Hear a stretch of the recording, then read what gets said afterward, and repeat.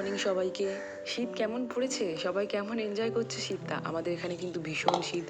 তো চলো তোমাদের সাথে আমার 8 মান্থ বেবি রিশার একটা লাঞ্চ রেসিপি শেয়ার করছি।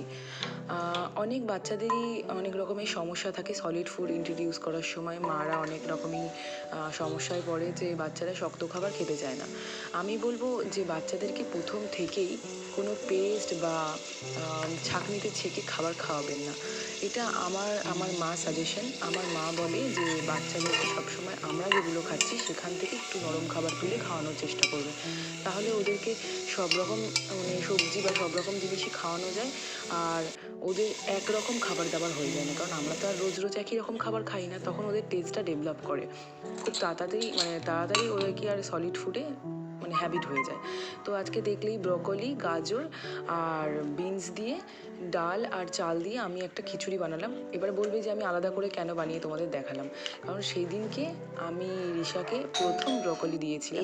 আমাদের খাবারে সেদিনকে ব্রকলি হয়নি, ওই জন্য বাবা ব্রকলি নিয়ে এসেছিল বলে আমি এটাকে দেখলেই চামচ দিয়ে যেরকমভাবে করা যায় আমি কিন্তু এটা হাত দিয়েই করি। যেহেতু ভিডিও করছিলাম ওই জন্য আমি চামচ দিয়ে দেখালাম। ওকে আমি কখনোই এই চামচ দিয়ে খাওয়াই না।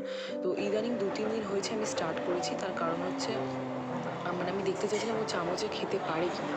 আমি ওকে সবসময় হাতেই খাওয়াই আর প্রথম থেকেই ও আমাদের খাবার দাবারই খায়। ওকে আলাদা করে কখনো আমি ওর জন্য পেস্ট করে বা আলাদা করে খিচুড়ি বানাইনি। সেদিনকে তোমাদেরকে দেখানোর জন্য ব্রকলি প্রথম দিন খাওয়াবো বলে ওকে আমি এইভাবে খাইয়েছি। তো আমাদের যে ভাত রয়েছে তার তলা থেকেই তুলে আমি খাওয়ানোর চেষ্টা করি। আমি সাজেশন করবো নতুন মায়েরা যেন এইভাবেই বাচ্চাদেরকে প্রথম সলিড ফুড দেওয়াটা স্টার্ট করে, তাহলে আমি বলবো কোনোদিনই বাচ্চার কোনো অসুবিধা হবে না সলিড ফুড খাওয়া নিয়ে।